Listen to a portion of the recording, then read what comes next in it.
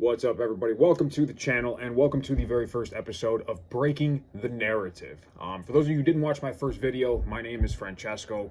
I'm just a regular middle-class guy in America, and I feel like many of you that we've been betrayed by our legacy media. I mean, we're seeing it go down in flames now, so it's sort of gratifying to watch, but at the same time, I've been turning to the internet now for a lot of my news. I know a lot of you have. And I want to be a part of that conversation. You know, free speech. I'm loving it. I feel this sense of invigoration and freedom after this new election. So I'm excited. Let's dive right in. A couple of things to talk about today. First of all, I would like to start off with a very solemn note and say to the Riley family that my heart and prayers go out to you. I am so happy that you've at least gotten some justice. For the illegal immigrant that did those unspeakable things to your daughter. Hearing your other daughter's testimony and your testimony today was absolutely heart-wrenching, and I'm glad this man was sentenced to 10 counts of felony and he'll never get out of prison.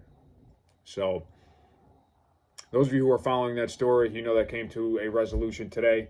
Now moving on. So we got a lot of stuff going on, especially with Elon Musk, with X, with Donald Trump, with everything else, and with the legacy media. So X, current poll studies show that it is a 50-50 subscription. So you're looking at half Republicans, half Democrats. So if you want to get a truly nonpartisan, non-biased discussion going on, you want to head over to X, because that's where everybody is, and Elon Musk has pulled all the rails off everything. So that means that you can do and say essentially anything you want. I mean, hate speech is going to be deprioritized and everything like that. So if you go on there trolling or being an idiot, your stuff just won't get seen. So that's how they control hate speech and all that kind of stuff. We don't have to have an end-all be-all moderator saying, oh, this is bad or this is good or this is going to offend this person, because the fact of the matter is being offended is not the same as hate speech. What offends you may not offend me. What offends me may not offend you. And it may not be offensive at all, even if it offends both of us. So nobody's the arbiter of that, and I think Elon Musk did a great job of making that point. Twitter has a thing called community notes, or Twitter icon X has a thing called community notes now, where you can challenge the validity of claims, you can have an open discussion about them. That is what we are moving towards, and that's why Twitter has its 50-50 bias. Now, of course, MSNBC did a story about this today and continue to blame the people. You know, they blamed uneducated people. These people are getting their information, their misinformation from internet sources or from podcasts or from Joe Rogan or from whoever else. And they're not listening to us. They're not listening. You know, we try to lead with information and with the real story and this, that, and the other, but they're not hearing what we have to say. Well, it's because we know we're hearing what you have to say. We just no longer trust you. And then they go into how there's no vetting sources for these internet sites and YouTube and this, that, and the other. And they make a whole big rigmarole of it, when the fact of the matter is, we have to put these, they want to actually change laws for censorship, put these things in place that will ensure that people get the right information. No, we didn't feel you were giving us the right information, so we went and found it ourselves, as you can see from the results of the election. So this is where common sense comes into play, and they're still pushing this narrative, and it didn't work for the election. It isn't going to work now. I'm really not sure why they're still pushing it. But it's funny. I mean, Rumble, YouTube, Joe Rogan's podcast, just those three things alone reach way more Americans than all of the legacy media, and that's including Fox, which its viewership has drastically increased because it at least does present both sides, though it is very, very right-leaning. It at least does show you both sides of the story in most cases, despite whatever you may say about them. Now, the second thing I want to talk about is Javier Milei, the president of Argentina. So I don't know if any of you follow what's going on in Argentina. Their economy was in the crapper, essentially because of woke identity politics. This guy comes in within a year, completely turns it around. And it is now booming. The people there are so much happier, so much better off economically, financially, every other way possible. And he had a great quote here, so I want to quote this directly. He said, woke ideology cannot stand up in a field against common sense and prevail. I love it. He just comes right out and says it. Therefore, they want to rig the game and censor any narrative that they find offensive. They clearly ruined the world with censorship advocacy. Ruin the world, they said. So that's a pretty big statement to make. Obviously, he's hyperbolic.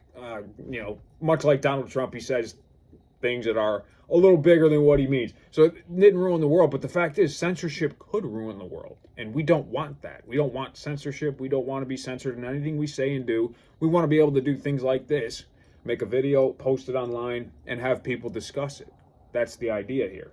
So Javier Milei, talking to him further, I mean, this was a long interview, and if you want to see the whole thing, I believe the Rubin Report, Dave Rubin, has it on his page as well. He says that because of Elon Musk's acquisition of Ask and his deregulation, he was speaking to the new government, what are we going to call it, government agency that Trump has made, this efficiency agency that Elon Musk is heading up along with Vivek. And he says the more deregulation, the better X does, basically. And he said, I despise big government. I despise violence. I define liberalism as the unrestricted respect for the life of others based on the principles of non-aggression and the rights to life, liberty, and property. I tried to remove as many regulations as possible as I promised to do. So apparently he ran the same kind of a campaign as Trump did. He won, and he's keeping those promises, and his country is better off in every single category because of it. I mean, we could take a great lesson from this guy and his experience and what he's literally saying on TV as talking to us. I think that's a great thing. So hopefully we take Milei's advice. I mean, I really hope we do. Given our track record, I mean, given who's in office, I think we will. I think that is the exact path that we're following. We're going to see some economic booms. We're going to see some amazing things happen just in the first couple of months of his presidency alone. And I'm going to do a whole other video on the wars and stuff that's going on overseas. Notwithstanding that, I'm really hoping that that's able to quell itself. Biden okaying Ukraine to send missiles over there is absolutely insane. But again, that's a whole other video. So again, keeping with the media trend, right? One of the longest running shows, and I would say most respected, but it just isn't anymore respected, is The View. And Sunny Hostin, I thought Joy Reid was the most racist person on television, but Sunny Hostin might actually have her beat. It's crazy. So Sunny Hostin today, well, yesterday actually, she attacked Matt Gaetz for some allegations that were never proven nor brought against him formally. So today, she was forced to read a legal note on television, and I mean, you could just see it looked like she was sitting on a pine cone trying to get this out, that he was actually never charged, nothing ever came of it, I was just talking out of my ass yesterday, essentially is what she had to go out and say. I mean, the network is now jumping in, and these women have always had a lot of space to say essentially whatever they want about whoever they want, and it's always been attacking Trump. It's been recently. Now that he's the president, I mean, even before this should have happened, I mean, every time she opens her mouth, she spits some ridiculous fact. I mean, she said, oh, we have a graph, and I look at the graph, and it's 22,000 respondents. 22,000 respondents? That's nothing. That is such a small sample size, and you're going to base your entire intrinsic argument about the misogyny and racism of the nation based on this one graph. So anyway, it was extremely satisfying to see her have to eat her words on national television, to see her have to go on there and say, okay, Bob Iger, because Disney owns ABC, so okay, Bob Iger, the most woke guy ever, I'm gonna say this and basically recant everything I just said yesterday, making myself look like a complete idiot.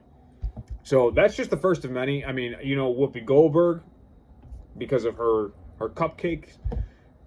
This little bakery in Staten Island, famous bakery, one of those neighborhood commodity places, just everybody loves it.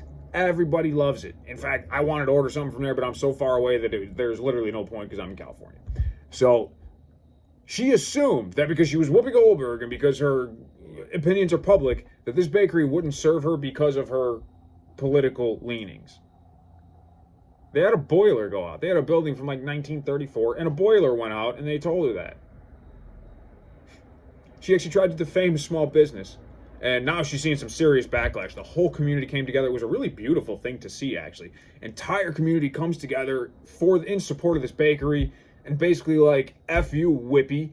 Like, nobody cares what you have to say. You're not that important. We had a boiler go out and we couldn't fulfill your order. So being that we're a business of integrity, we told you we're sorry, we can't commit to an order of that size. The cupcakes that your incognito person went and picked up were probably already pre-made.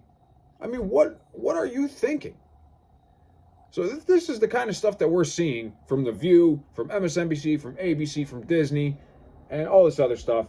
And again, that's another video. I am going to be doing movie and film reviews. I'm a huge movie and film buff, and I love that the woke ideology is now going to be removed from that so that we can enjoy our entertainment again. Okay, moving on. Nancy Mace. Nancy Mace proposed a bill in the House because now we have our first transgender congressperson, of course. Congressman, I'm going to say. This person identifies as a woman, but I'm sorry. This is a ridiculous argument at this point. Biological men should not be allowed to use women's restrooms. If you're an advocate for women's rights, I would think that would make sense to you. Now, Nancy Mace is a survivor of sexual violence.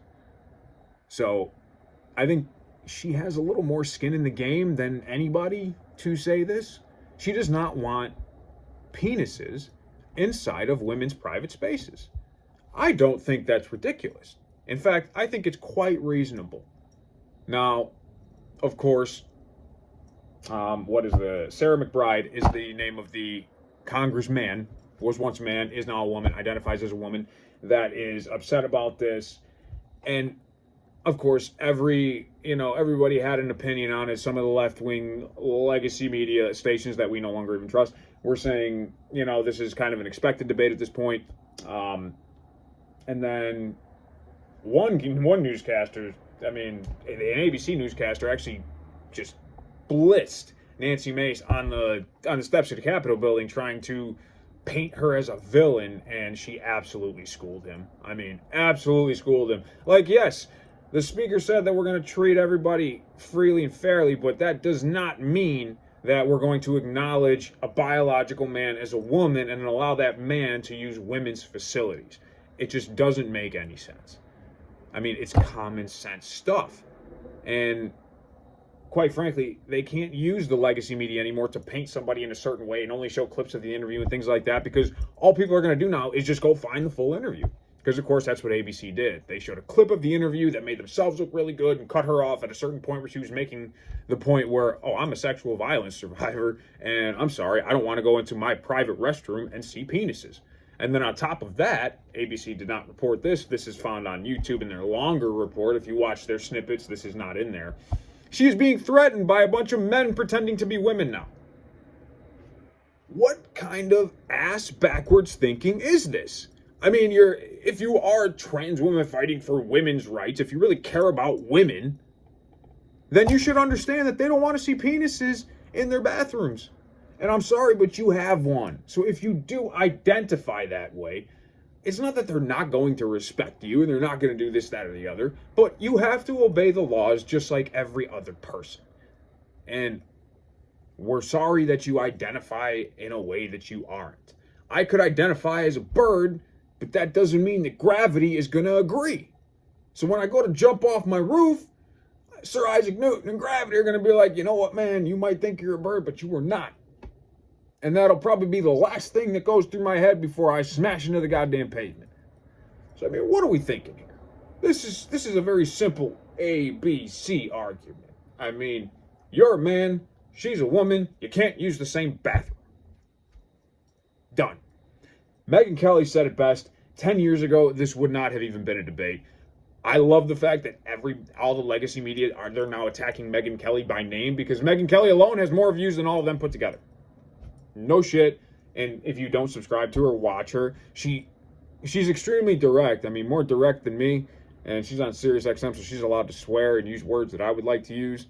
But even still, even if you're not a right winger, she's entertaining to watch, and she is absolutely 100% truth and real. You will never get anything from Megyn Kelly but exactly what she thinks, and that's something the Democrats are missing. They don't have one voice like that. They don't have one voice that I could say, you know what? When this person comes on TV, I am damn sure that even if what he's saying I don't agree with, or even if it's wrong, He believes it. He's up there because he believes it. I don't see not one person in the Democratic Party stepping up and filling that role. So that's a huge problem. And then now, I promised to talk about this, bridging the divide with liberals. I'm sure a lot of you have had this issue where you go to try to talk to some of your liberal friends or family members, people you've known for years, and they accuse you of being either a cult member, a racist, or a sexist. And then when you say, but wait, tell me more about that, or tell me why you feel that way, or let me explain my position to you and why I'm not a racist or a sexist or a misogynist, I don't want to talk about it. You're upsetting me. It seems like whoever's been brainwashed by this liberal media to believe that Trump is Hitler, or anybody who's in the Republican Party is a part of a cult now, it's not their fault.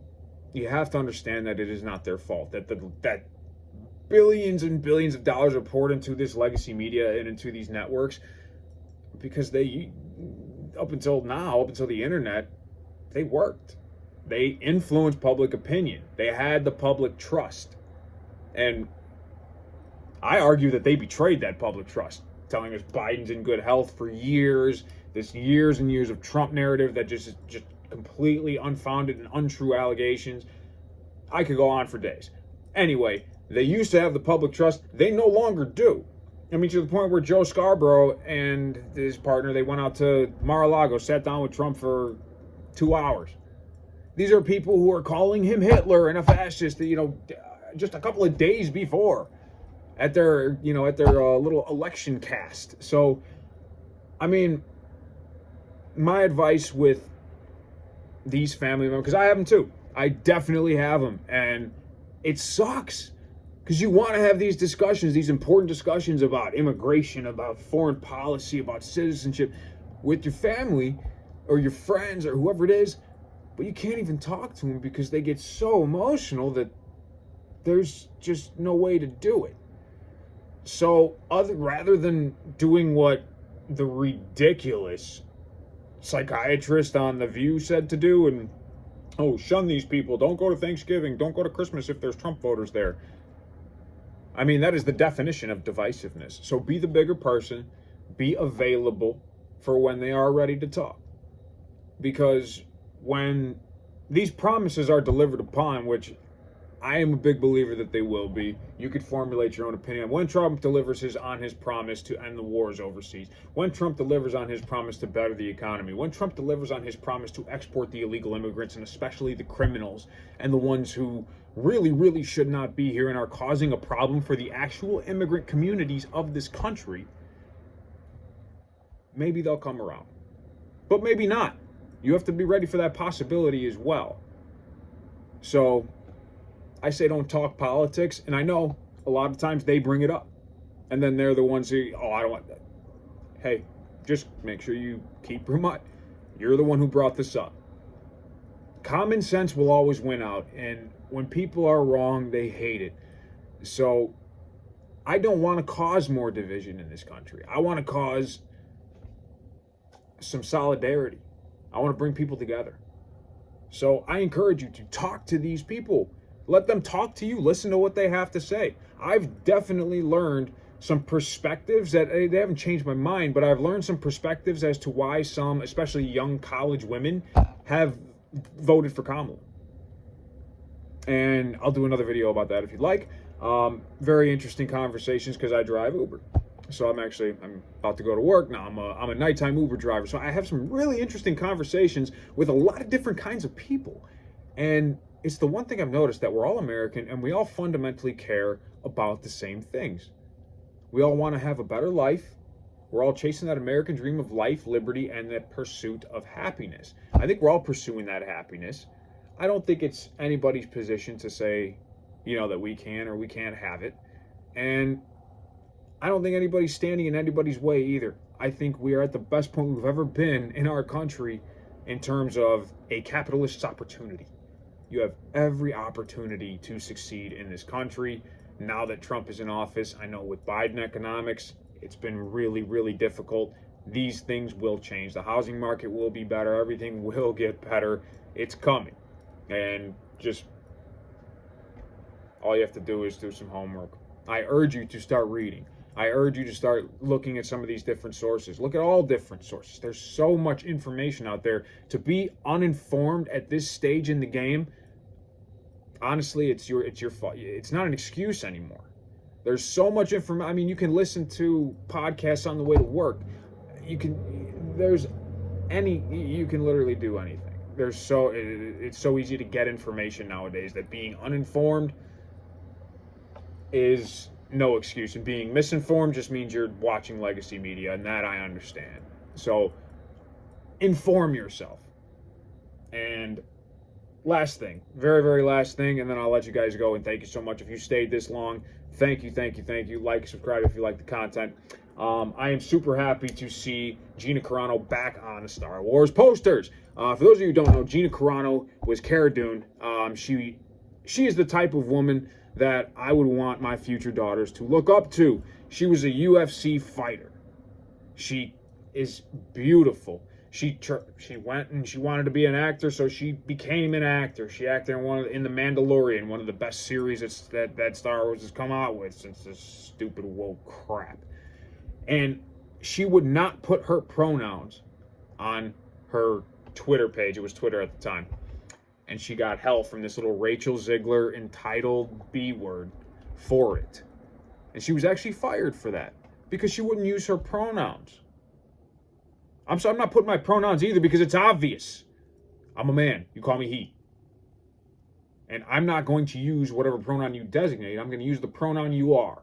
That's what Gina was saying, just without saying it through her actions. So after that, I supported her even more. And I was really thrilled to see that Elon Musk came out of the woodwork and said, you know what, Gina, I'm going to help you sue Disney. I'm going to finance that. Well, he did. That was 2 years ago or 3 now. And now Gina Carano is back. Gina Carano is returning, and Rachel Ziegler has received so much backlash for the hateful post that she wrote after Trump was elected. I mean, it was actually one of the most hateful things I've ever read. And I'm quoting here. She said, "May Trump and his supporters never find peace." Wow. And then she also said, "If you don't agree with this philosophy, unfollow me. I don't need your business." What an entitled little shit. I don't need your business. Well, Rachel, I think you do. Well, not me. I'm not going to go see your movies anyway, but I'm sure you need somebody's business, and right now, nobody likes you. If you guys haven't seen it, watch that new episode of South Park. It is great. It's some satire about Kathleen Kennedy, Disney, Bob Iger, Rachel, and all this stuff I've just been talking about. If you like the video, like, subscribe. I promise more will be coming. And God bless. God bless America. Have a wonderful evening.